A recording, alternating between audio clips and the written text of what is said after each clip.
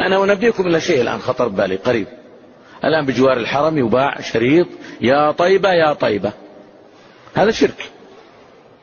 نعم، هذا هو الشرك بعينه. تدعو طيبة من دون الله. يا دواء العيان، من الذي يشفي المرضى؟ الله أم طيبة؟ فإذا دعوت طيبة لتشفيك فأنت مشرك. وهذه حتى بين الأطفال الآن متداولة في الجوالات ومتداولة في كل مكان. يا طيبة يا طيبة، هنا بجوار الحرم في التسجيلات. فاتق الله وانتبه لنفسك. هناك ألفاظ يرددها بعض الناس وهي كفر وهو لا يدري، لا يشعر أنها كفر.